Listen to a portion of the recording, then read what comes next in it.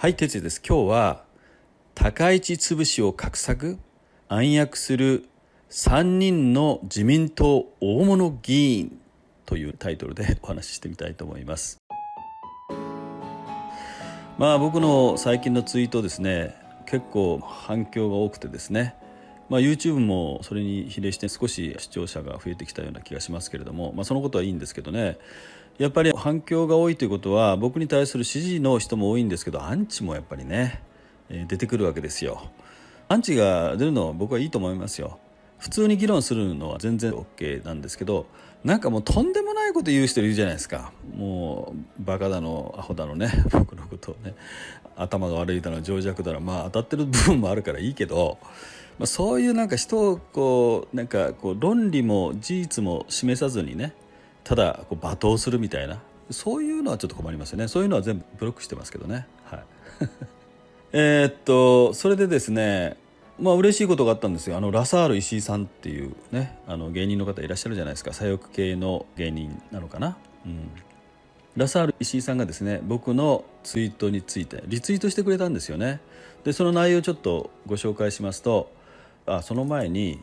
僕はどういうことを書いたかっていうのをちょっと言わなきゃいけませんね。百田直樹氏、安倍元総理がご存命だったら高市大臣を罷免する話には決してならなかっただろうという、僕は百田さんの言葉、これ正確ではないんですけど、こういうことをおっしゃってたような気がするんですね。でそれを引用して、それに対してですね、コメントとして、皆さん今度は我々が支える番です。百田さんの下記動画をご視聴の上、高市大臣の罷免に反対するツイートをしましょう。官邸にもメールして高市大臣の罷免に断固反対を訴えましょうというふうに呼びかけたわけです。でこれに対してラサール石井さんがですね、このようにツイートしてくれたんですね。辞めると大見え切ったのは高市さんの方ですよ。自分の言葉に責任を持てないのですか。愛国を語る御人にしては全く潔くないですね。そんな上官の下で戦争なんかいけませんよ。官僚が口裏合わせをしてくれると高をくくっていたのなら随分腹黒いですねというね、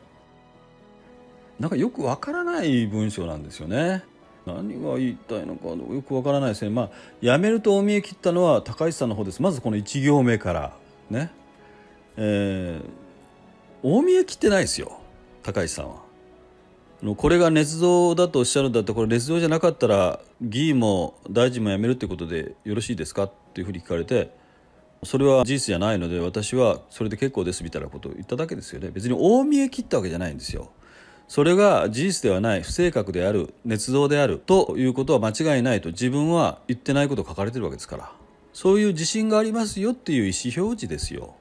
別にね、やめるんだみたいな、そんな大見えを切っているわけじゃないですよね。だから自分の言葉に責任を持てないのですかって言われてもね、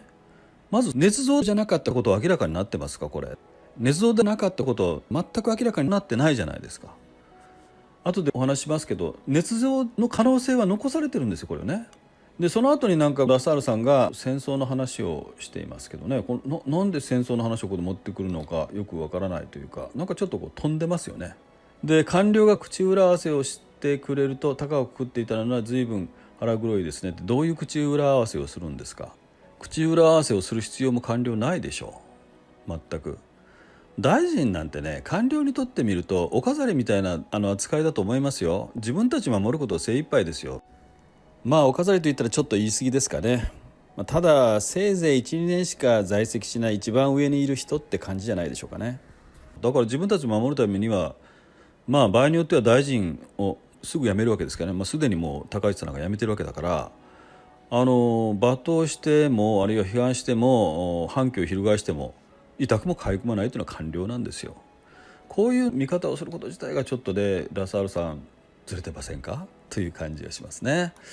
で僕はこのようにツイートで反論しました。ラサール石井氏、辞めると大見え切ったのは高市さんの方ですよ。自分の言葉に責任を持てないのですか。これを引用する形でね、総務省が当該文書は正確でないと答弁している上、高市氏が放送法解釈をねじ曲げ放送事業者に不当な政治的圧力を加えた事実もない、これが本質じゃないですかね。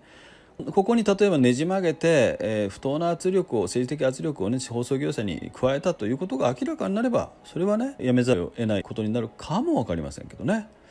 事実を曲解して船舶な批判するのはみっともないと、僕は反批判というかね、ラサール石井さんにはそのように申し上げたわけですよ。事実はそうじゃないんですね。正確でないことが確定したんですよ。こういう例をね、ラサール石井さんだけじゃなくてね、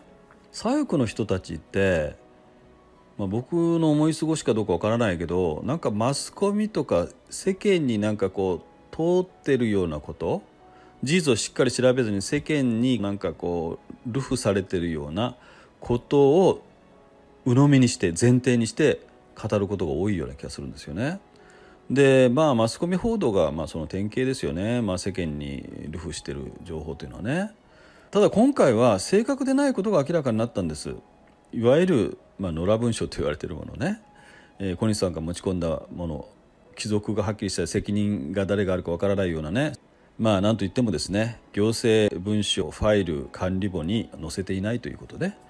そういうのを含めて僕は野良文書というふうに呼んでますけれども、野良文書を信じて物事を判断するっていうのはおかしいと思うんですよ。ちょっと一つの例を挙げます。これ僕のツイートですよ。現場に3人のスリ犯、駆けつけた警察が君たちはスリをしたのかと聞いた。3人は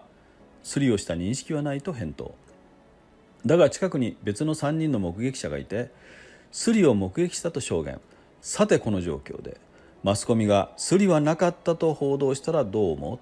って聞いたんですよね。わかります？今のね、要するに捏造はなかったという根拠はこのスリ犯のこの僕の例え話と同じなんですよ。当事者が2つのパートに分かれているわけですよね。一つは実行犯、もう一つは目撃者で、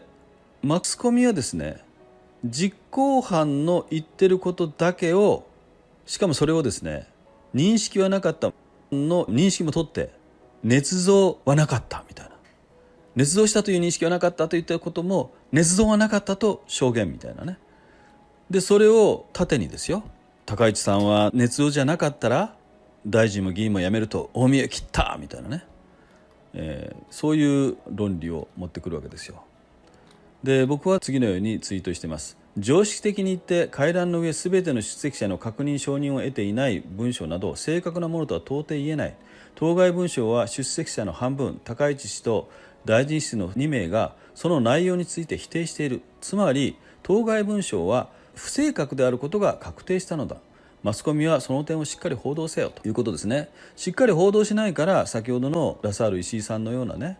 ちょっとあれというような、反応が出てくるんじゃないかなと僕は思うんですよね。マスコミの問題非常に大きいですよ。ただね、ここで非常に気になるのは高市さんを擁護する自民党議員があまり出てきてないということなんですね。あまり出てきてないどころかほとんどいないと言ってもいいんじゃないでしょうか。2、3名ぐらいですか。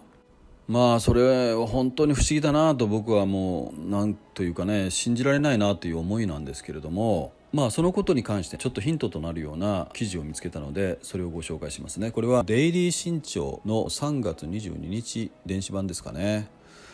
高市早苗大臣を潰そうとしている2人の自民党大物議員とはすでに岸田総理に進言かという記事です。放送法における政治的公平の解釈変更をめぐる問題に端を発した国会答弁から危うい立場に立たされている高市早苗大臣、危うい立場に立たされているとは僕は思わないんですけどね。さらに地元の奈良県知事選で保守分裂を引き起こすなどのトラブルもあって党内では2人の大物議員が辞任を進言する事態にってことなんですけど、次を読みますとね、3月15日の参院予算委員会で高市氏は私が信用できないならもう質問をなさらないでくださいと立憲民主党の杉尾秀哉参議院議員に答弁し、国会軽視だと議会が紛糾。20日には答弁を拒否していると受け止められるのは本意ではないと釈明するも批判は収まらず、質問しないで発言を撤回することになった。これもちょっと情報が不足してますね。撤回する気持ちはほとんどなかったんです、高市さんにはね。ただ、立憲民主党がですね、予算委員会だけではなくて総務委員会かな、ちょっと正確には分かりませんけど、要は地方交付税交付金の審議ですね、それまでも止めるということを言ったということなんですね。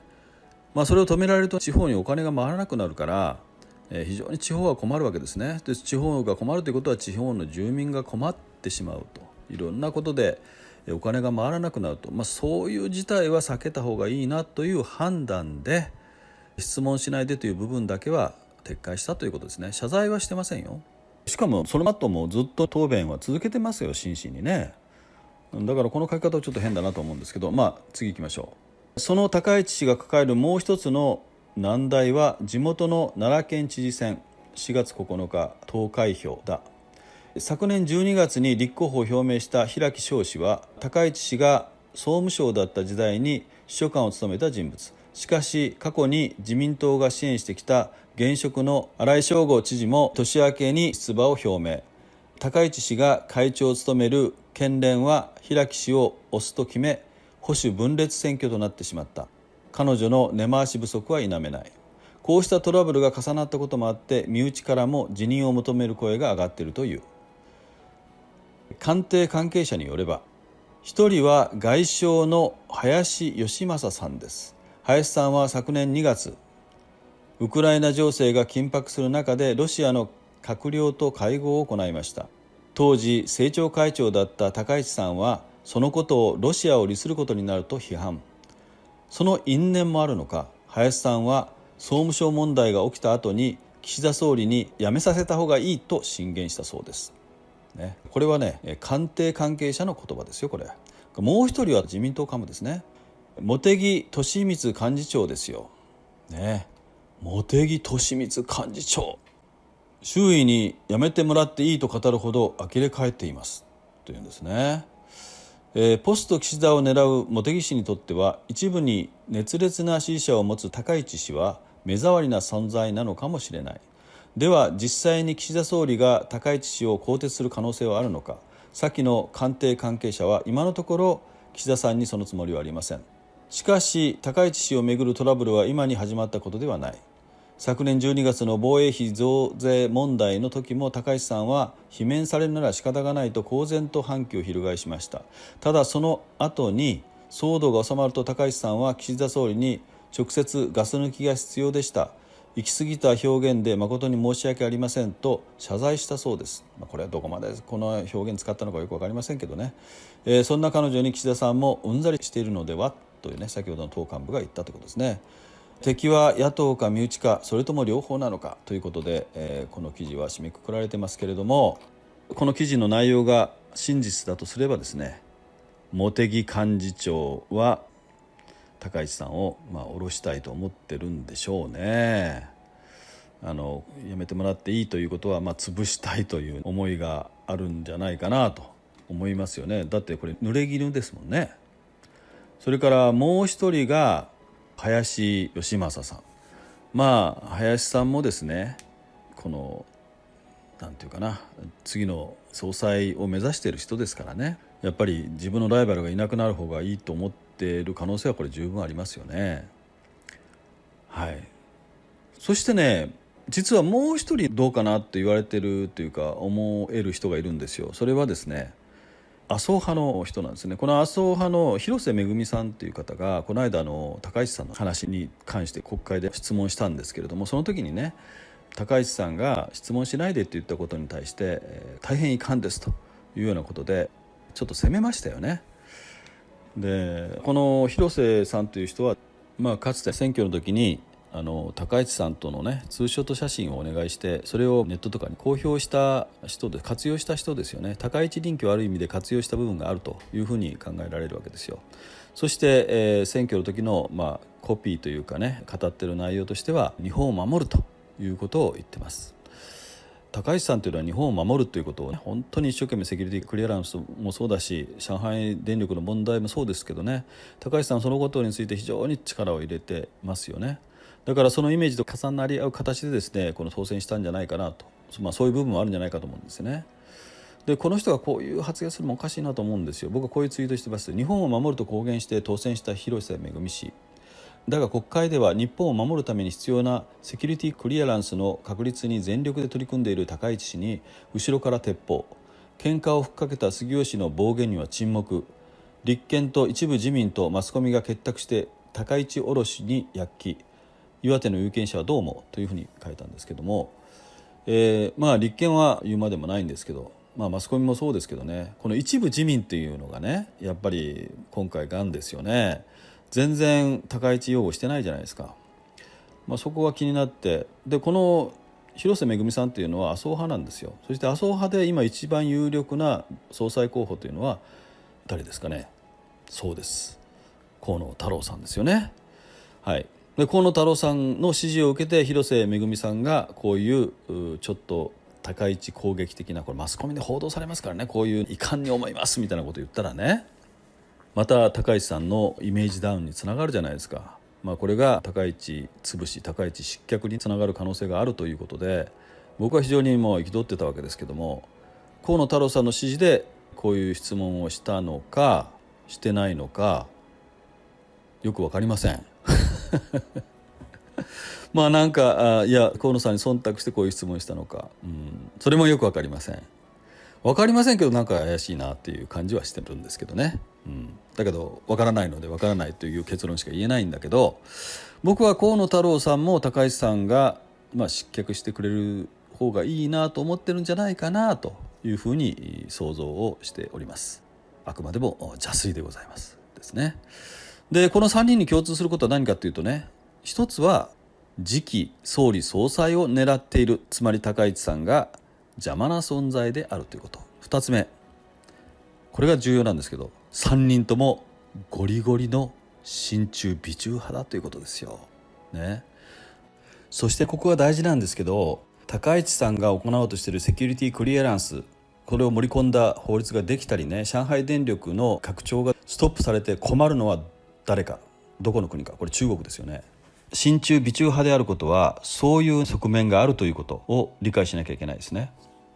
ここで高市さんが潰れるようなことになるとね、この茂木、林、河野といったね、いわゆる親中ゴリゴリ派がですね、日本の総理総裁になる可能性が極めて高くなるということなんですよね。この3人でまたいろいろ潰し合いするのかもしれませんけれども、とりあえず高市さんは潰せるなら潰しておこうという気持ちが働いてもおかしくはないなというふうに僕は思ってます。いずれにしても今の日本にとって本当に必要な人は誰なんですか。親中媚中の人なんですか、ね。日本がウイグルになってもいいと思ってるような人かどうかは知りませんけどもね、親中媚中を過度にやってしまうと日本完全に中国に支配されているということもありえないとは言えないんですよね。そういうことで僕は今日本はですね、しっかりと日本を守るためにセキュリティクリアランス、それから上海電力などの外国資本のインフラへの進出とか、そういうインベージョンに対して対抗できる人が日本の総理総裁トップにならなきゃいけない、リーダーシップを発揮しなきゃいけないと思ってるんですね。だから高市さんを僕は応援してるわけですよ。僕のこういう思いに賛同する方はですね、ぜひね、僕のツイートをリツイートするなり、またご自身でツイートするなりね、官邸にメールを送るなり、さまざまな事務所にですね抗議のメールを送るなりして、ぜひ高市早苗さんを、高市早苗さんに応援のメッセージを送るのもいいと思いますけどね、ぜひそういう形で今のねちょっとなんとなくモヤモヤしたこの雰囲気ね、これを完全払拭したいですね。高市大臣をこれからもですねしっかりと応援していきたいなと思っております。そして僕のこの思いに賛同できる方はぜひ一緒に頑張ってまいりましょう。あなたはどうお考えでしょうか。ではまた。 Good luck。 目覚めよ日本人。今回のようなお話に興味のある方はぜひチャンネル登録をよろしくお願いします。